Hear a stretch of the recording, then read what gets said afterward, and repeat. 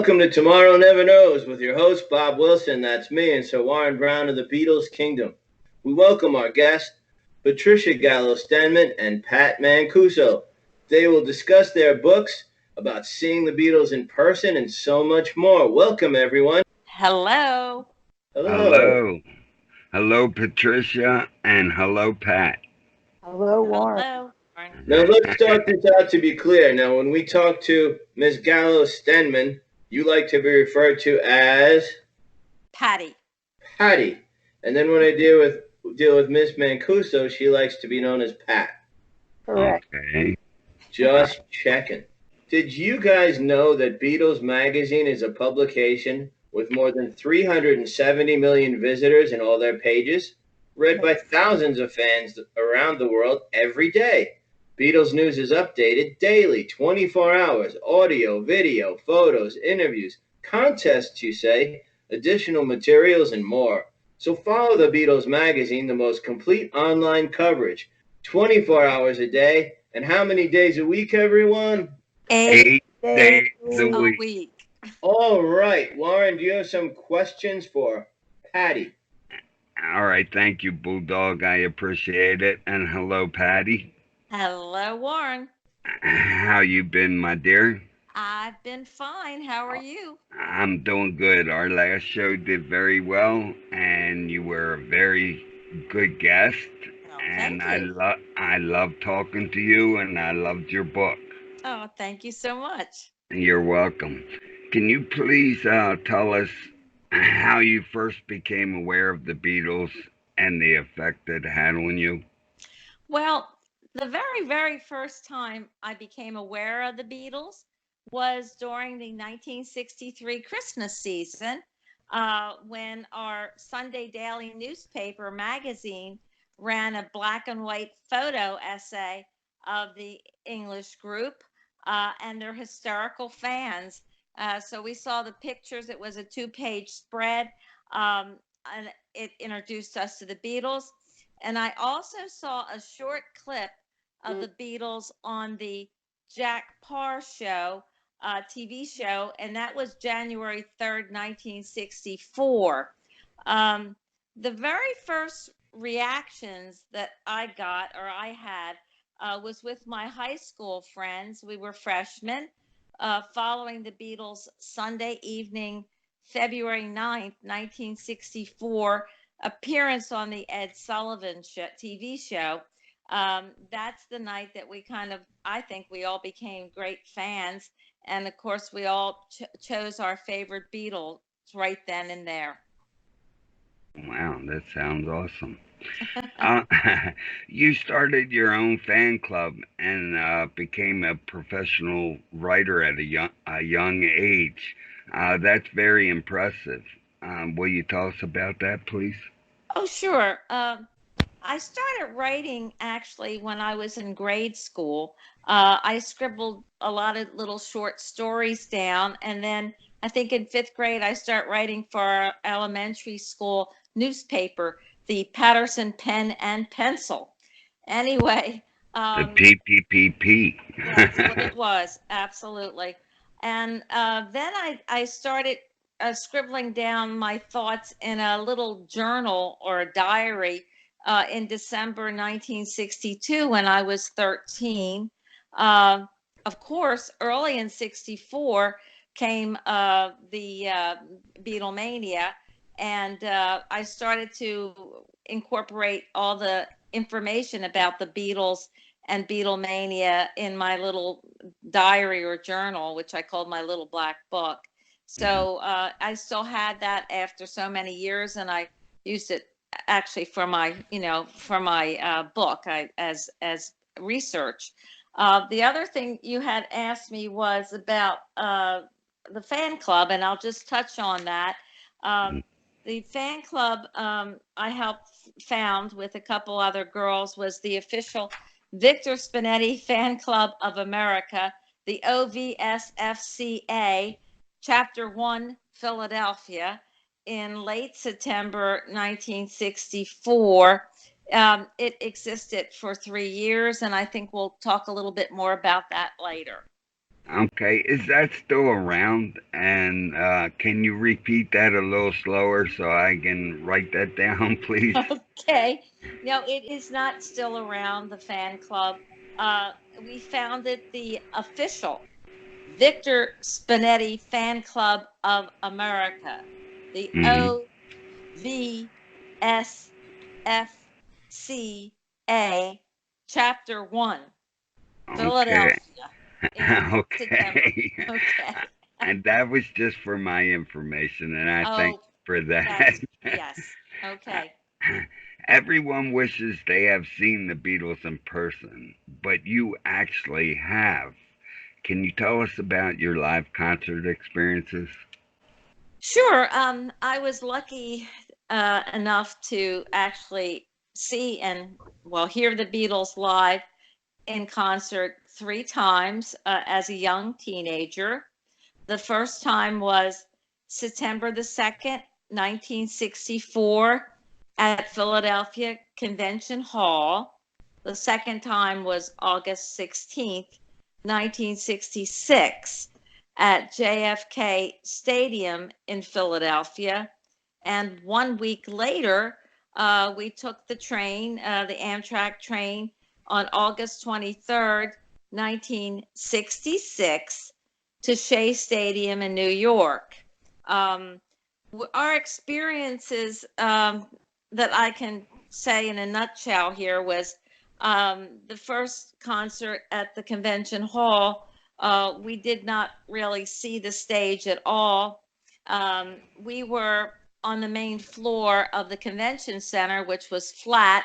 So they put down old wooden folding chairs for us Mm. to sit on.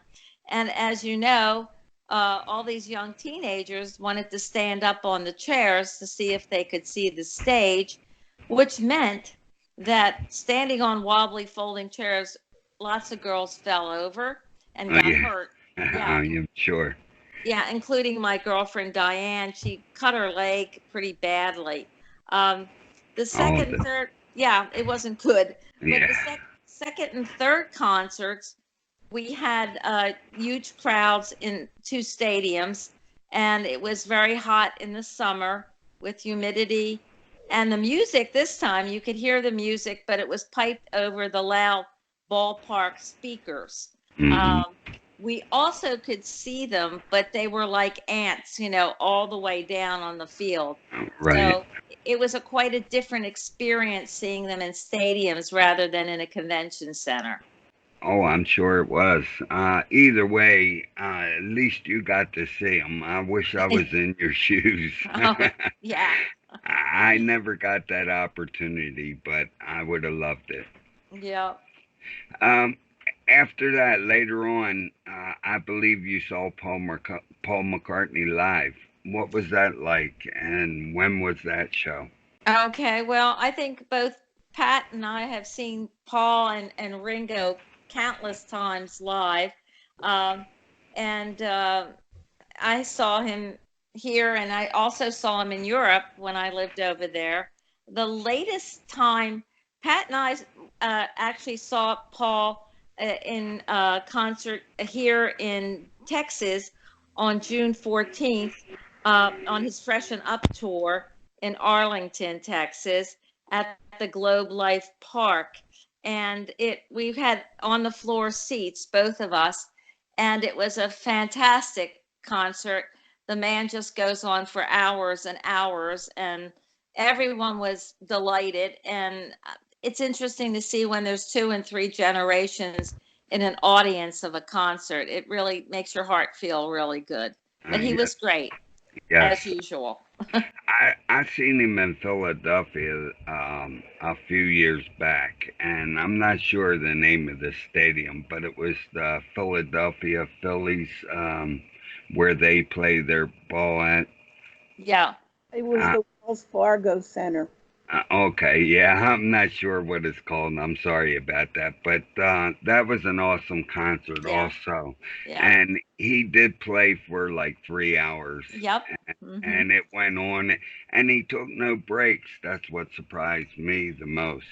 No breaks and very, very little water. Yeah, that's very true too. Yeah. Um, can I ask you one thing about his concert? When I saw him and all the concerts that I know of that he has performed, he always brings someone on stage with him. Did he do that at your concerts? No, and from what I understand, he didn't do that this year. Wow. So I don't know why, and but he didn't bring anybody up there, and there were people holding signs, where, but Right. he just did not bring anyone on stage. Wow. That's unusual because, like I said, most concerts that I know that um, he does bring somebody up on stage with him. Yeah. All right. With that being said, I'm going to hand it off to the bulldog and let him bark for a little while. There you go. Well, hello, Pat Mancuso. How are you? I'm fine, thank you. Will you be kind enough to tell the listening audience and us when you first became aware of these Beatles, and when you first think of them, what memories come back to you? What thoughts come back to you? Well, What enters your mind first?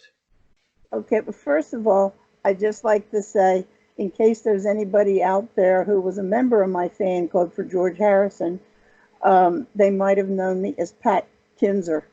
That was my maiden name. So if anybody's out there who remembers Pat Kinzer, that's me. You're Pat Kinzer. This is a whole different show. It's you. Don't Yeah. you remember me from the Shea concert? I was the guy standing in front of you, and you couldn't see through my head. I'm Oh, sorry. okay. There you go. Okay. That's your question. All right. I think I first heard of them when a film of them was shown on the Jack Parr show in the beginning of 1964. I really thought they were funny looking. Um, in 1963 and early 1964, I used to go to American Bandstand. I live in the Philly suburbs. Um, anyway, I forgot all about seeing the Beatles on Jack Parr until about January 11th, 1964, when I was sitting in the bleachers at the last American Bandstand show that was being taped. Dick Clark played I Want to Hold Your Hand and She Loves You. They just struck a chord in my heart. I was talking to a girl sitting next to me, Helen Jones, I think. She whipped out a magazine clipping out of her purse to show me. It was a picture of the Beatles from Newsweek magazine, and just like that, I was in love. I became a crazy person after that. Everything I did involved the Beatles somehow. After school every day, a friend and I used to go to the Collegeville drugstore. We'd have vanilla Cokes and check out all the magazines.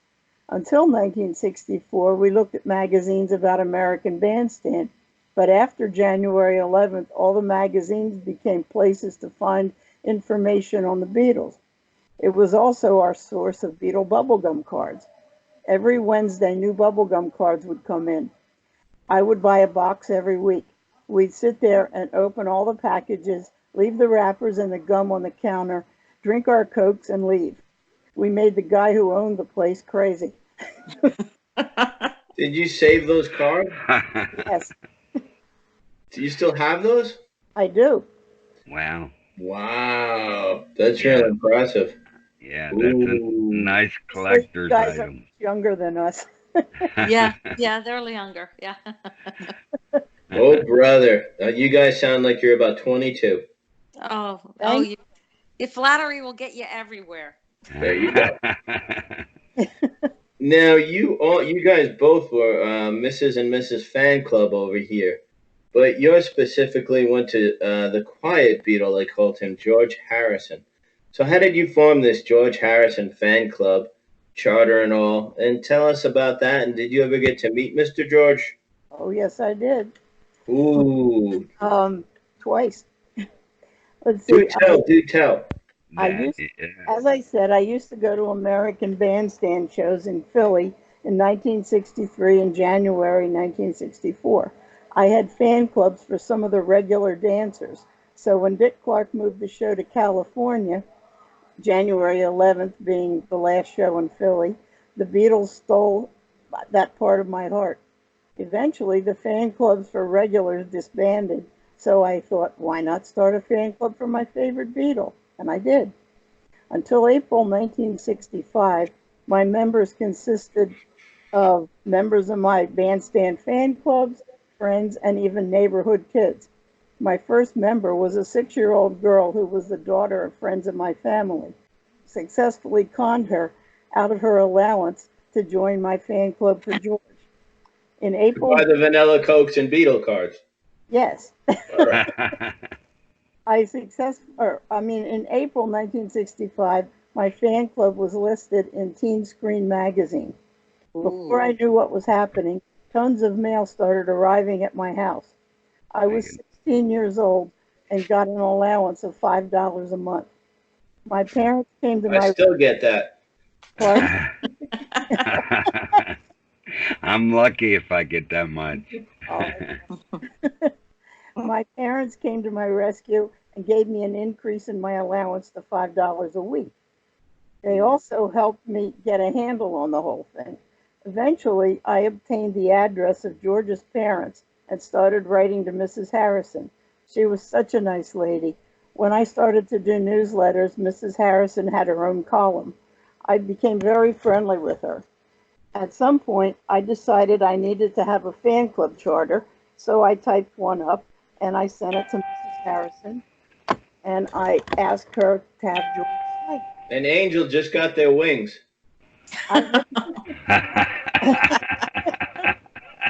That's what it sounded like. All right, Clarence, it's a wonderful life. Anyway, Mrs. Harrison sent or got it signed by George and sent it back to me. Now my fan club was called the official George Harrison Fan Club. As it turned out, none of the other Beatles signed charters to authorize an individual fan club just for them. There were many individual fan clubs, but I was the only one who had a charter. I can't say I met all the Beatles, but I surely can say that I met George twice at his home in England. When my travel plans were made for my first trip to England in 1968, I sent George a registered letter telling him what date and time I would arrive on his doorstep. The magic time came on August the 4th at 1 p.m. My friends and I appeared at his door, as promised. We knocked on the door, and his housekeeper, Margaret, answered. I told her what we were doing there, and Margaret said, "Oh, yes, I remember that letter. Are you Pat?" George wasn't home. For some reason. She said to come back in a couple hours. As we were walking down the road, a green Mini Cooper came up the road with a long-haired person in it. We pointed to the car, and then the car backed up to where we were standing. It was George. He opened the car door, looked at the three of us, and then pointed to me and said, "You're Pat, aren't you?"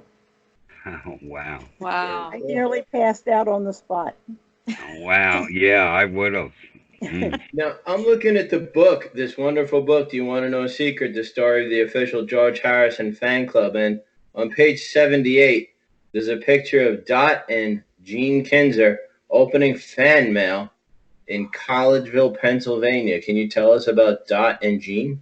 Well, can I finish the other part of it? I thought you had. I apologize, my dear. Please continue with your story and forgive my oafishness and impetuousness. Okay, anyway, I nearly passed out. We shook hands, and he said he couldn't see us then, but could we come back tomorrow? Could we ever? The next day, we spent 30 minutes at his house, talking, taking pictures, and he signed a ton of stuff for us. In 1969, we did the whole thing all over again. That is That's really the neat. official end of that question. Wow. Before you chide me again, am I allowed to ask the next question? You got me good there. But those are your parents, obviously. Tell us, your parents increased your allowance and they're helping to answer fan mail. That's pretty neat. Yes, I don't think I could have done this without the support of my parents, because my mother would get the mail obviously while I was in school, and she would open it up and she would separate the coins from the stamps and the addresses and all that stuff. I mean, my dues were 40 cents and 3 5-cent stamps. Mm. And the dining room in our house became like fan club central, because since Teen Screen Magazine printed the address, we got so much mail you wouldn't believe it. Collegeville post office hated me. And they said actually that there were only 3 businesses in town that got that much mail. First up, Superior Tube Company. The second one was Ursinus College, where I ended up working, and the third one was me. Wow. Yeah. But our dining room table was covered with stuff. My mother called up. She called up a bunch of places to try to find my a place to get my materials printed, because, you know, I mean, I was 15 years old, 16 years old. I didn't know what was going on, you know. I didn't know how to do any of this stuff. My father was in the Army, stationed in Valley Forge, and he found out there was a dark room on the Army base that he was, you know, working at.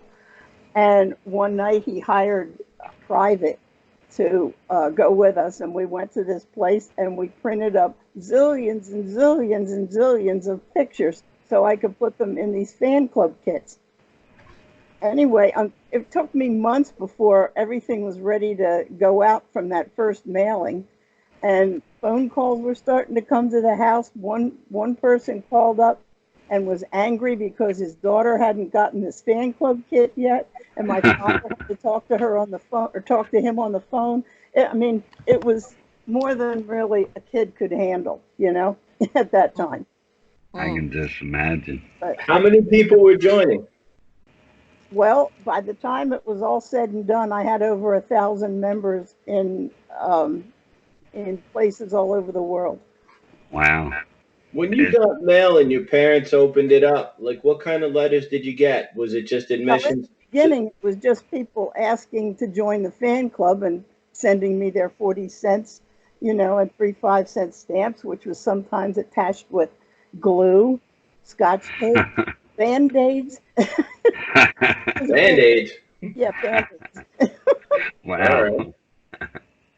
But, yeah, Did they ever try to write to George, care of you? Pardon me? Did they ever, like, send you letters for George thinking you could get them to them or something? Oh, yeah, that happened too. I felt like it was my duty to answer them, so I would answer them to the best of my ability, and if I couldn't answer them, I'd send them to his mother. Wow. Well, as I said, I'm holding this great book, Do You Want to Know a Secret? The Story of the Official George Harrison Fan Club. And I was going to ask you to tell us more about how the book came about, but I want to ask you about one picture in particular, if I can put you on the spot. Okay. It says, me wrestling with Ian Harrison, 5-year-old nephew of George Harrison, Warrington, England, 71. And the person, it looks like he's choking you, and you look like you're in a bit of distress. How serious did this wrestling match get on? He was just, you know, we were just playing. He was only a little kid, you know, at 4 or 5 years old. So did you body slam him or something, or how did this end up? It's a neat picture. It's a neat picture. Talking at once. What? All right. And you go. I'll be quiet. You talk. I just said, say the question again about what did you want to know about it? Why was I wrestling with him? Well, it looks like, you know, the way you label it, it's like we're having horseplay, but when I look at your face, it looks like you're out for blood. It looks like you guys are really going at it there. We were just playing. I mean, he was, you know, a little kid. He crawls all over people and plays with them. And if you join in, then it becomes a little fun, you know. I mean, We had a good time. I bought him a toy, and he was playing with that for a while, and he was running around doing normal things kids do, you know. And so you bought him a toy and he attacked you. Now on page 82, there's some really cool pictures of George. It looks to me, you know, like the Abbey Road time period. He's arriving at EMI Studios. They're really cool pictures, and I've never seen them before.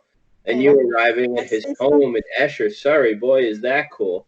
And George in the doorway of his home and such. yeah. Uh, and that those are really cool pictures. Can you tell us a little? I know you took the picture, but could you tell us a little bit about that? Well, basically, okay, we at that time the ones with the beard or the ones without the beard.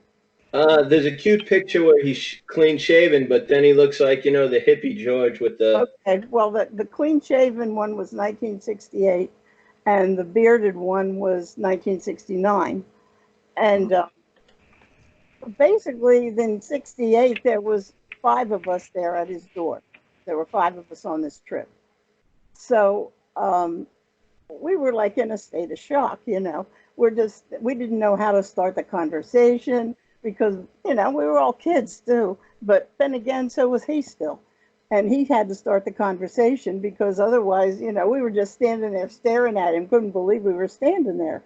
And then, you know, he broke the ice, talked to us, and then we started all talking at once like we'd known each other for years. And we all had cameras, and we were just snapping picture after picture after picture. It was amazing. And, you know, that's the result of those pictures. The pictures are worth the price of admission alone, but the book is also wonderful. Tell us a little bit about the book and how you came to write it, and obviously because you ran the fan club, but when did you suddenly say, "Hey, I have to put this, between some covers here"? Okay, my fan club didn't end in a good way. I'm not going to talk about that in this podcast, so please don't ask me. I wasn't going to till you brought it up. Just gonna Now say, I want to know. Yeah. many years, So do I. many years afterwards, I was in therapy, and my therapist suggested that I make a scrapbook about my fan club and what memorabilia I didn't use in the scrapbook I was supposed to lock away somewhere, which I did. As I was doing the project, I thought I should write a book and publish it, or publish a book about this. Many years went by, and I finally wrote, "Do You Want to Know a Secret?" I finally self-published it in 2005. My entire story is in this book, and it tells the whole story of my fan club and how it ended in 1972. It was the best therapy I ever did because people I didn't know started getting in touch with me, and I was able to put the pieces together and eventually figured out the answer to the question, "Do you want to know a secret?" But I'm not going to talk about that. You'll have to buy my book to hear the details. I'm currently writing a sequel that will answer that question.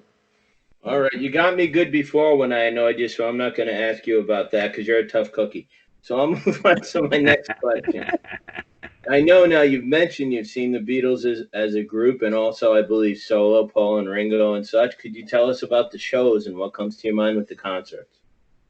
I saw the Beatles in concert 4 times. In 1964, I saw them in Atlantic City. In 1965, at Shea Stadium. And in 1966, I saw them again at Shea Stadium and also in Philadelphia. Well, you couldn't really critique these shows because you were lucky if you heard them at all.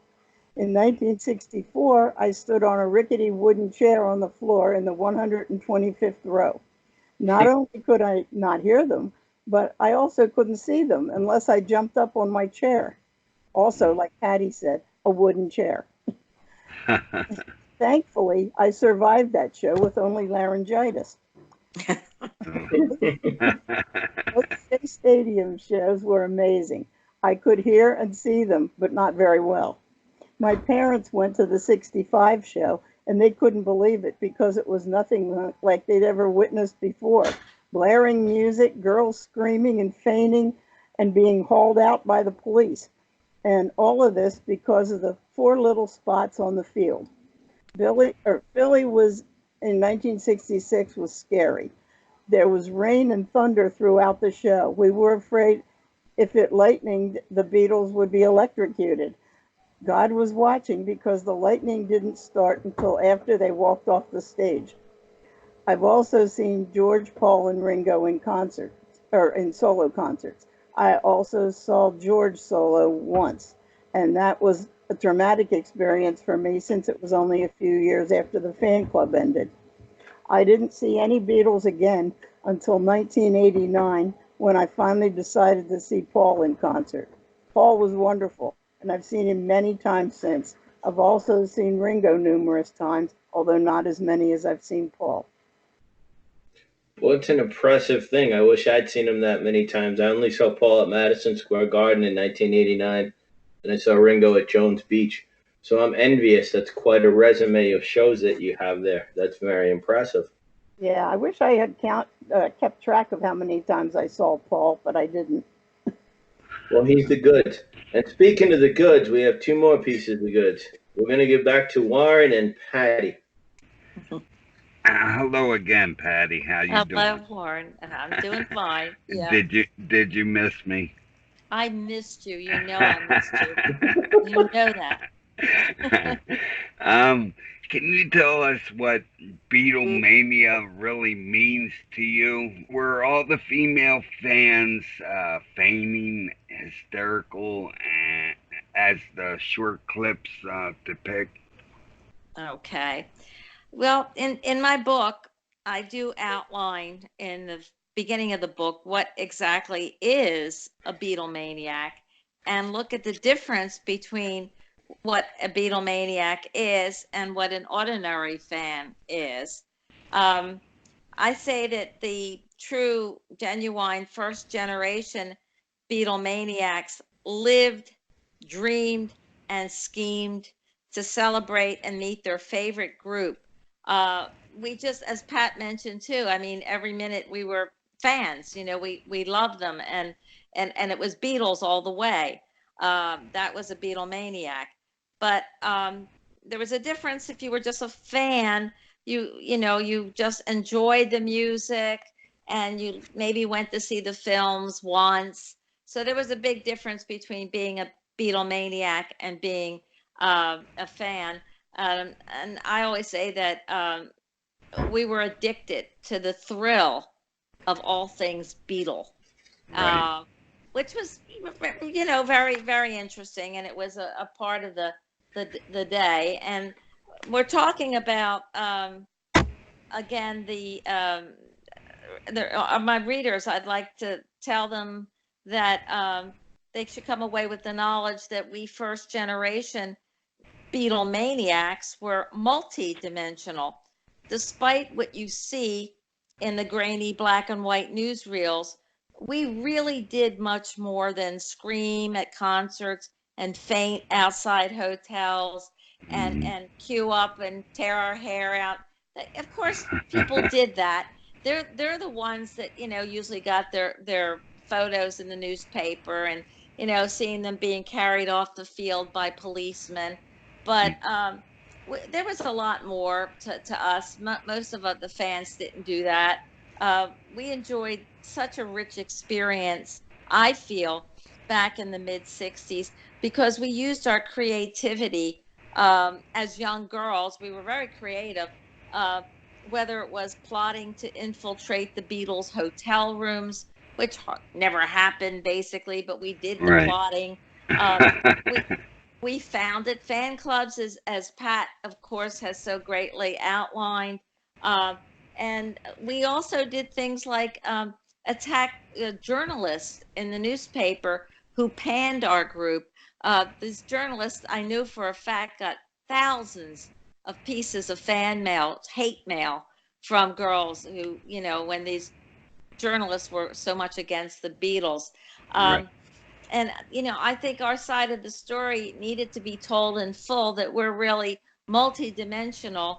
I always say that the screaming girl at the Beatles concert is really a stereotype. We were Right. so much, much more than that. Right. Well, it sounds to me like a Beatlemaniac as yourself lived for the Beatles, to where the screaming girls and all that you see in the clips only lived in the moment of the Beatles. Yeah, that is probably very true. That's what it sounds like. You spoke about Victor Spinetti earlier. Yeah. You touched on him very lightly there. He's a friend of yours, is that correct? Yes, he was. It was a lifelong friend, a friend of mine. And we kept in touch until his untimely death on June 18th, 2012. He was 82 years old, and he actually died on Paul McCartney's birthday. Wow. Yeah. I didn't know that. Yeah, he was, he actually was. I call it for our group. He was our little muse. Um, our Beatle buddies. I call our group the Beatle Buddies group, although we didn't call ourselves that back then. But I call us Right. that in the book, for lack of another term. It was Right.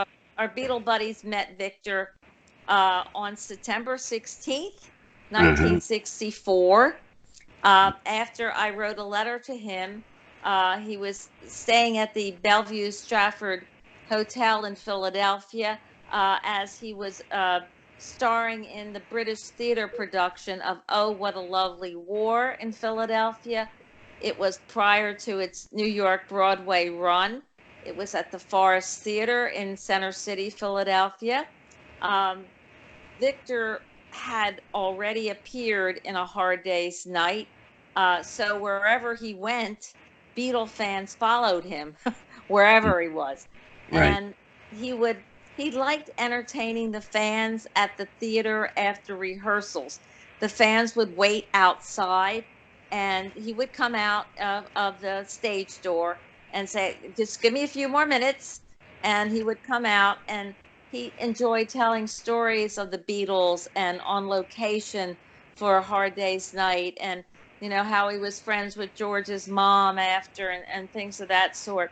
So he was a very giving and a very positive, energetic person, and kind. Um, Later, much later, when I interviewed him uh, the final time for my book, and that was in Las Vegas at a Beatle Fest, um, he explained to me that he knew exactly how it felt to actually yearn after someone that you love and you probably will never ever meet. He told me he had crushes on actresses and actors way back in the 40s. And, he knew he'd never meet them. So he knew how it felt. So he was very kind to fans. Um, the Beatles fans actually became Victor's fans. It was just a natural thing. And of Right. course, I mentioned we did found the Spinetti fan club. It wasn't a big fan club like Pat had.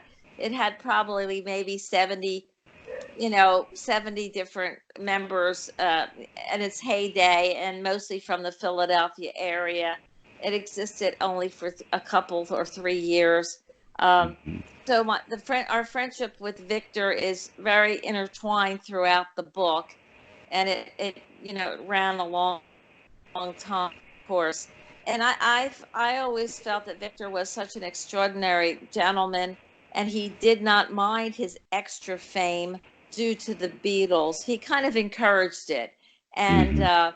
he found that that was part of his claim to fame, actually, that he appeared in all the Beatle films. Right. So, and as I said, we remained friends through the years and the decades, and we'd write little cards and letters, and he would send me some things about what play he was in next in London, and sometimes we'd call one another, and I was in touch with him until he went into hospice in Wales. Right. Yeah. Wow. It sounds like you were very close to Victor. Yes, and he was very generous with the fan club. And I think I might have mentioned that it's in the book that he used to send us little gifts. Right. So when he was filming Help on location, he actually sent us the menu that was on the plane when they flew to the Bahamas. And he Wow. had all four Beatles sign the back of that menu. Do And you still have that? it's in my safe deposit box. Wait, yeah, yeah. It And is not at home. and And guarded, right? yes, yes. And then my mom, who was also involved with this Victor thing, she wrote to him when I think I was celebrating either my 15th or 16th birthday. And she said, "Can you please send something special to Patty?" And he was on vacation in Austria at Salzburg as they were filming Help. And he had Paul write a postcard. It was a Salzburg, Austria postcard with the snow and the skiers. On the back, it says, "Happy birthday, love, Paul McCartney." Wow. And he went one step further back at the studio in London when they returned to the studio at Twickenham Studio. He had the studio hairdresser give him a lock of Paul's hair for me, Wow. which I Wow. still have encased in plastic. I slept with that lock of hair under my pillow for 2 years. So you slept with Paul McCartney? Absolutely. I Oh, actually have a button that I wear that says I slept with Paul McCartney. And wow. So and does Warren. Yeah. the That the one funny thing I have to tell you about is that people have said to me, "Now you've got a lock of his hair, you can clone him." yes, and there Oh, was. Patty. Yeah. I hate to bring up this rumor about John Lennon's tooth that the dentist wanted to clone one time. Oh yeah. That that was real big, and everybody was complaining about that. Yes. Yeah. Uh-huh. Uh, But now I can say I met somebody that slept with Paul McCartney. that's right. And slept with his hair. Yeah. Mm-hmm. Yeah. uh, did you ever get to visit Victor in the hospital before he passed away? No, he was in Wales. That's his home. Uh, He was in a hospice in Wales, and I was living in Texas. I did get to visit him years before in London, and I flew over there for a trip, and I did see him in London, but I never got to visit him at the end. No, unsadly, unfortunately. But I was in touch with him. yeah, sure. That sounds it sounds great that you were his friend and you slept with Paul McCartney. Yeah, right. I'm not going to let you live that down I now. guess you won't. I won't hear about that. It's hair raising. It really is. All right, let's move up to the year 2019. What have the Beatles become to mean to you over time? Oh, Are they still exciting to you? Or are you still screaming whenever you see Paul and things like well, that? I've mellowed a little bit in my years, but I can say that the Beatles have been an important part of the fabric of my life for more than 55 years. And that's, I think, saying a lot. Um, the Beatles is an ongoing love relationship for me. I never hated them. It was always a love relationship. Um, and they've always been there for me through the good and bad times in my life. And as everybody knows, by the time you get to our age, there's some bad times too. Right. So I could say no matter where, when, and how, they have always been there for me. They've always been part of the fabric of my life. And I love them as much now as I did then. It's Um, still exciting, yes. yeah. And all I have to do is hear the first chords of A Hard Day's Night, and I am 15 again, and I'm back in the moment. So it doesn't end. And Pat will tell you the same thing. Well, that's very nice, and I enjoy them just as much. And it's nice to know somebody that enjoys them as much as I do. Okay. On the last show that we had with you, you talked a little bit about going to Beatle Fan Fest. Yes. Which ones have you gone to? Which ones might you attend in the future? And might I see you in New Jersey this year? Yep, I will be in the New York Metro Fest next year from the 27th of March to the 29th of March at the Fest for Beatle fans. I will have a table there and probably speak on the authors platforms and on the panels. I will also be in Chicago in August, and I believe Pat will be there too. Yes. And many of our friends, come and go at these fests. Mm. I think when I talked to you too, I had told you that I had just been to Beatles at the Ridge in Arkansas in September, which Yeah. is a very nice symposium and festival. And that was a lot of fun. I got to speak as an author there. Hmm. And yes, I've been to many Beatle fests. I was introduced to Beatle Fest by Pat, who Mm. I Well, had lived overseas a long time, so I really wasn't aware too much of them. And Pat introduced me to them, and we started going together to them. She had been there many, many years before me. And she'll tell you a little bit more about that. So Right. I will see you then, Warren, next year in March. And I am looking forward to that. I Me appreciate too. that. And I will definitely take you out to buy you a coffee because Well, I thank have you. to touch the woman who slept with Paul McCartney. Yeah. Well, you're probably going to have to bring coffee to my table because we're not allowed to really go anywhere. When you have a table and you're one person, you can't get up Right. much.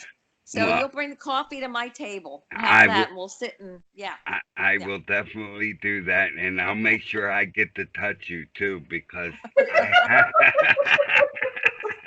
Oh, yeah. Oh, yeah. and I I Hmm. think won't the cough medicine is getting to your head. I won't wash my hand for several years Jeez, he's now. touching everybody now. Oh my God.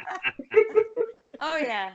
Um, Hmm. you mentioned Beatles on the Ridge. I'm going to ask this one question, and I'm going to hand it off to the Bulldog. Yeah. Um, I've read a Don't lot. touch me. Yeah, I've read a lot about the Beatles on the Ridge. Never Yeah. been there, but it sounds very nice. Can you describe that a little bit for me?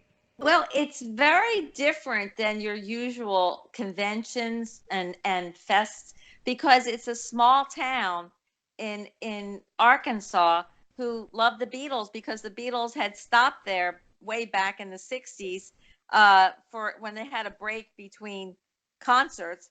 So they have it's a tiny little town and they've Mm, kind of loved the Beatles. There's murals of the Beatles on the walls of the stores on the main street. It's a tiny town. And this little tiny town is so receptive to Beatle fans and especially to those people that are on the speakers platform. They had home cooked a buffet for all the authors and the oh, speakers, and it's just a lovely feeling. And it's a small town, and then they have concerts and things too.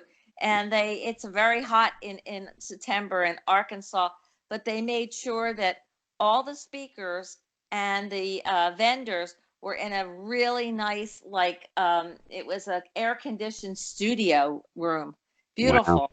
And so they treated us very nicely, and it was sort of a down home type of feeling. It was great.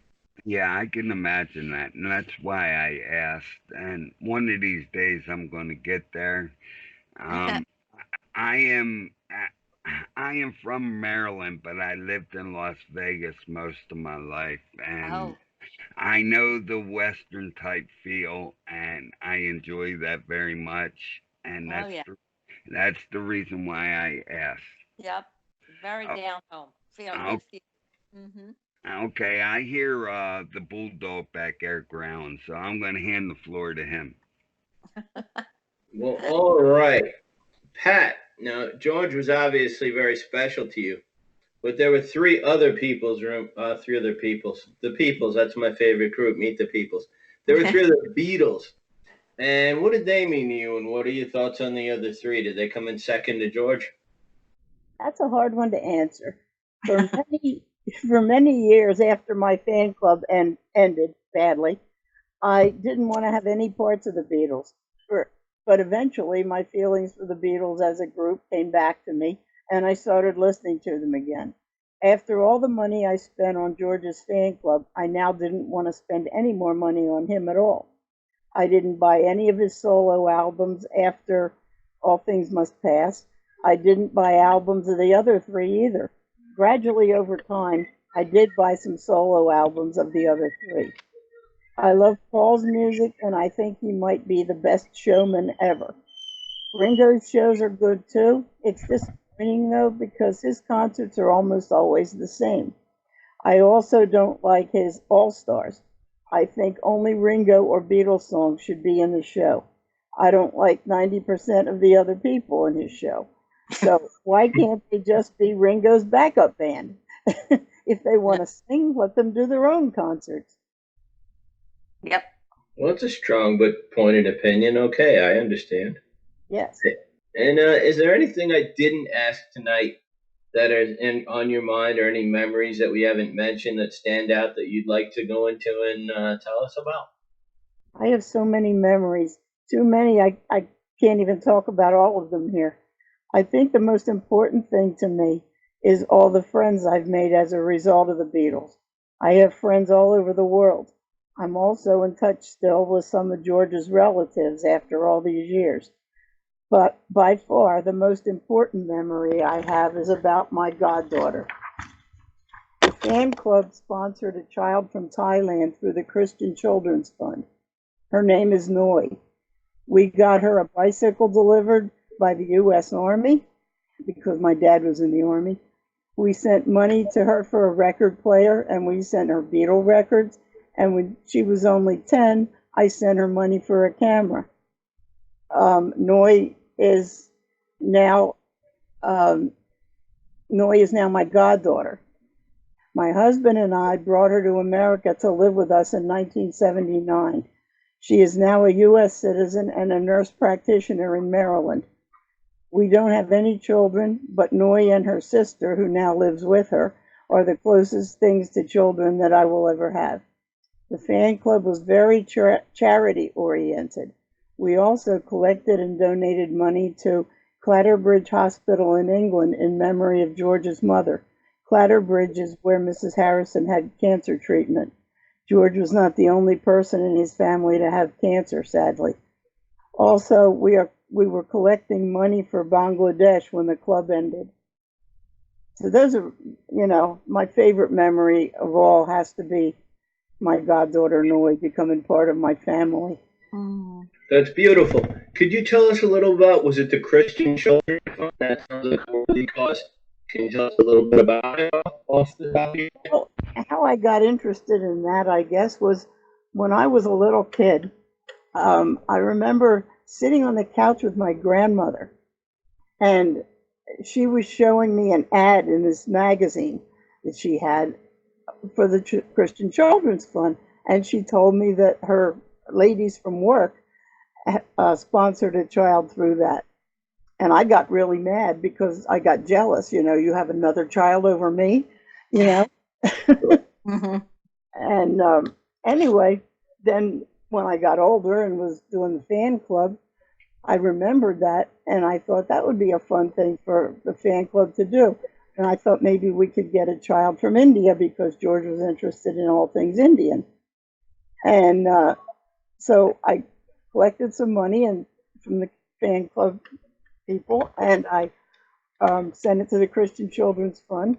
And in the mail one day came this little packet of information about this little girl in Thailand.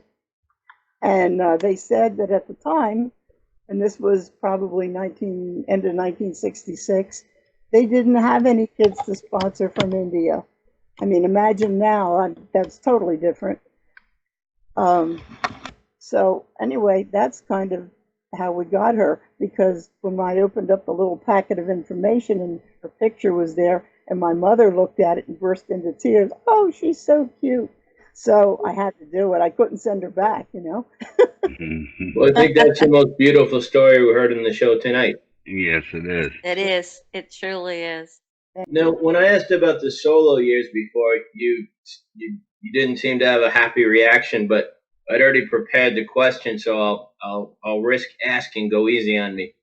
What is your favorite memory from the solo years? Was anything any good, or you just aside from all things must pass, you're done? I love the solo Paul and Ringo concerts. I've gone to zillions of them. They've all been fun because it's not just seeing them in concert, but it's a time to get together with other fans before the show starts. I And agree. in many ways, the solo concerts are like family reunions. Also, a good way to meet people you never met from Facebook. Hmm. I don't really have one favorite memory because they were all fun, with the exception of the solo George concert. Um, I've had all good memories. That's Now, good. did you have a favorite Beatles album? And dare I ask, was there a Beatle favorite solo album? I'm sorry, but I really don't have a favorite album. I like them all. I Okay. guess if I had to narrow it down, I'd say my favorite era was the early years prior to Sergeant Pepper. Me too. I like my favorite album is Something New. Uh-huh. Now, Patricia Stenman can chime in on this too, but when I ask her, she always gives the same non-answer. She loves all of them like they're children. Yes, that's true. But I suspect that parents It's sometimes love one impossible. child more than another. So pick an album. Dad, you want me to pick it? I like the earlier albums. I have to say, I do. I tell you, it's hard to pick. I like A Hard Day's Night, for example. Me So too. yeah, I like the earlier stuff. And I think it has a lot of energy. Energy, like young energy. So that's why I think I like the earlier stuff. But it's really hard, you know. I mean, I was actually able to nail down a favorite song by the Beatles. Hey, Which one? Which one? what's Yeah, that? Yes? Do you want to know a secret? there you Oh, go. the title of your book. All right. Oh, there you go. There I you think I could have guessed that one. go. Hmm. That's a good one. As a Beatles fan myself, my favorite is Revolver. I make no secrets about that.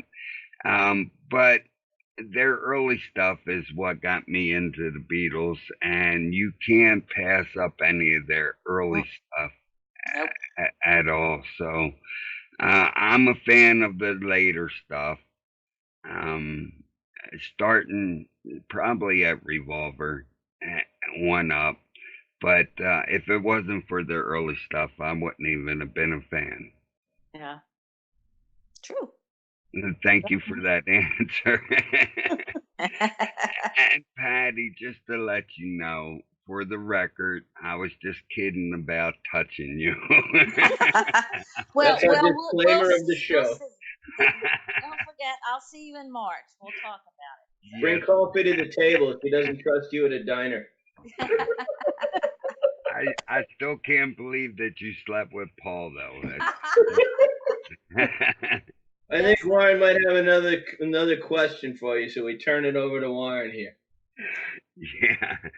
Yeah. We basically went over everything, and so where can the fans on Facebook or anywhere else find you guys? And do you have any kind of website, or where can we find your books and things like that? Okay. Who do you want to go first? Trust. Yeah. Okay. Well, okay. You can Diary of a Beatlemaniac. The book can be obtained on Amazon or through my publisher, which is Cynren Press in outside of Philadelphia. That's Cynren. Also, you can get an autographed copy contacting me via my website, which is all together one word, diaryofabeatlemaniac.com. and also it is also in some local bookstores. For example, Barnes and Nobles. I could say that I do have other sites. I am on Facebook under my name. I'm on Facebook professional site under Diary of a Beatlemaniac. I'm on LinkedIn under Patricia Gallo Stenman, and I am on Instagram too. So I get around. I'm not touching that. Neither am Yeah, I remain silent after that one too. Yeah. Okay.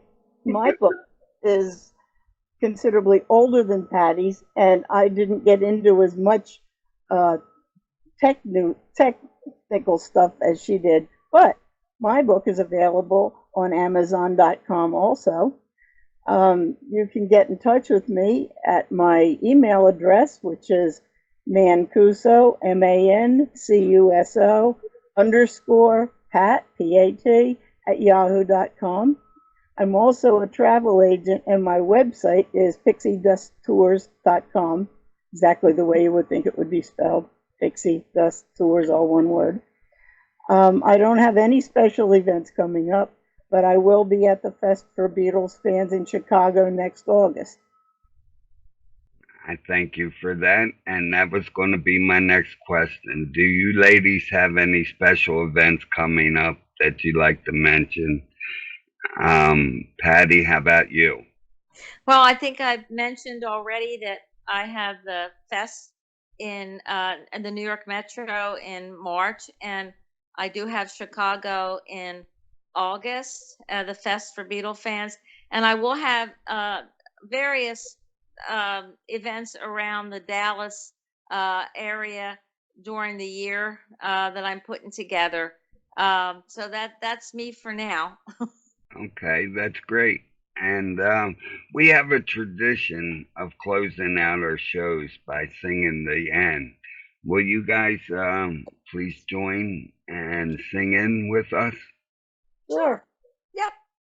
All right. I'll have Bob start it off. Patty, you can take the second line. Okay. Pat, you can take the third, and I'll take the end. Okay. Okay. Okay, Bob, you got the floor. And in the end, The love you take is equal to The love you make. Ooh.